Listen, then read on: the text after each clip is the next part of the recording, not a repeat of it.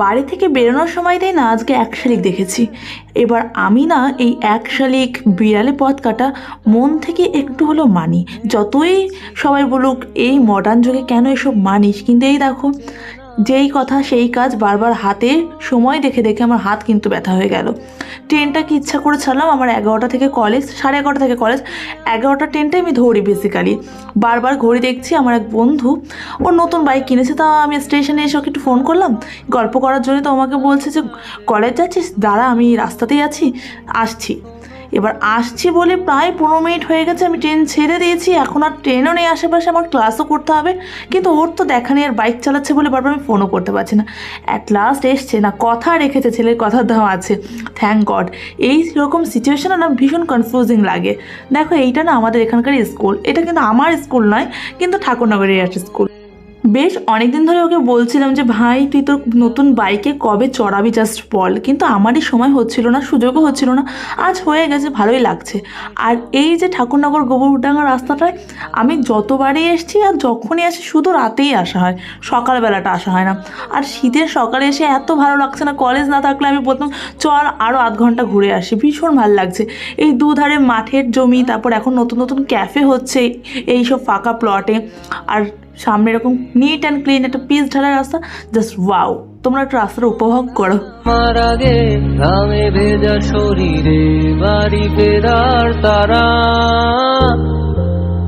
আমার শহুরে জীবনের গল্প লেখে যারা, তোদের বলি আমার ক্লান্ত দিকে বুকে।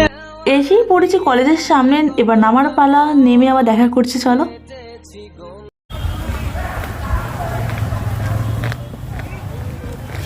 বাইকে বসলে চুল টুল সব এলোমেলো, আমি জানি না এই যে মেয়েরা চুল ছেড়ে কি করে বাইকে বসে, সবাই দিকে শাড়ি পরে খোলা চুল, তাদের চুল যে কেমন এলোমেলো হয় না, আমারই চুল শুধু, তাও তো আমি চুল খুলে রাখিনি, পনি করে রেখেছি, তাতেও চুলের অবস্থা শোচনীয়।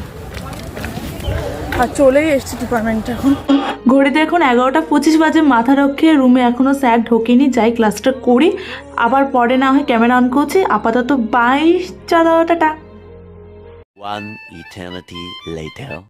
সকালে বলেছিলাম আপাতত বাই, আর এখন সকাল ছাড়িয়ে সন্ধ্যা ছাড়িয়ে রাত হয়ে গেছে। আর আজকে চলে এসেছি কলেজ থেকে এসে বেশ অনেকক্ষণ লম্বা রেস্ট নিয়ে, মা আমি ভাই পাড়া সবাই মিলে আমাদের পাড়ারই ফাংশানে।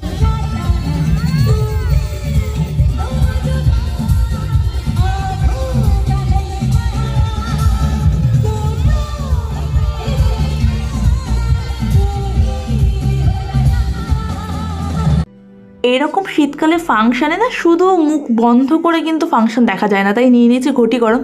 বেশি কিছু খাওয়ার ইচ্ছা ছিল না, কিন্তু ঘটি গরম আমি কখনো মিস করি না, আমার ভীষণ ফেভারিট।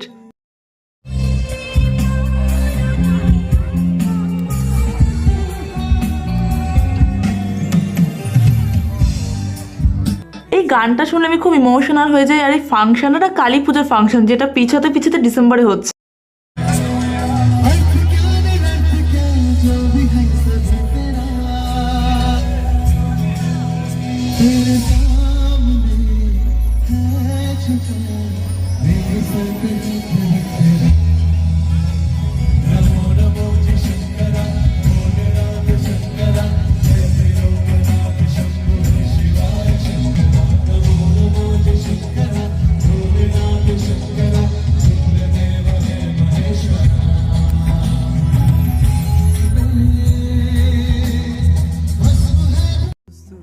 দেখো কত ভিড় হয়েছে, কত মানুষ এসছে শীতের রাতেও। তোমাদের কিন্তু এই মাঠে হওয়া কালী পুজোটাও শেয়ার করেছিলাম, সেই মাঠেই হচ্ছে আবার ফাংশন।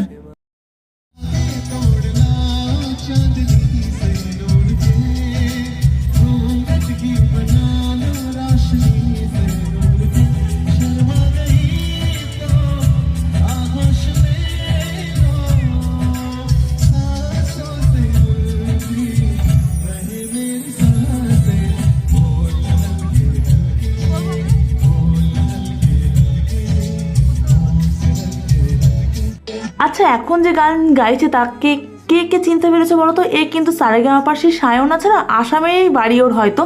ও অ্যাডও দিয়েছিল ওইবার সিজনটাতে, খুব ভালোই গান গায়, আর যা যা গান গাইছে সব করা ট্রেন্ডি সং। ওর গানের সময়তে একদম মঞ্চ মেতে উঠেছিল। আর আমি একটু পাঁপড়ও নিয়েছি, কারণ মুখ চালাতে তো আমার সবসময় ভালো লাগে। আচ্ছা, শীতকালে তোমাদের ওখানে কারো ফাংশন হয়েছে?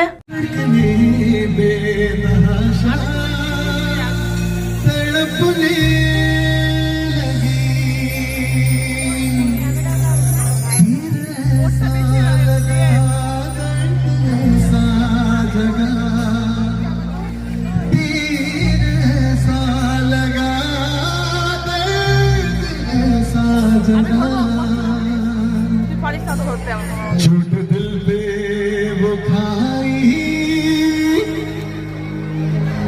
চিৎকার চাই সবার থেকে ছোট দিল पे वो खाई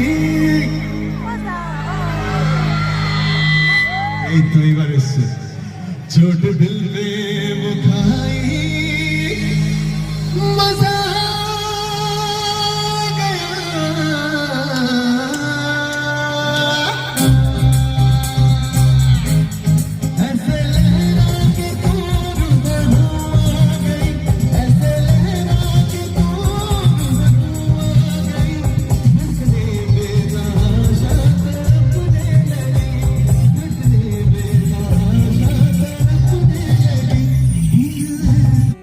আজকের ভিডিওটা কেমন লাগলো বুঝতে পারছি না, যতক্ষণ না তোমরা কমেন্টস করতে, ঝটপট কমেন্টস করো।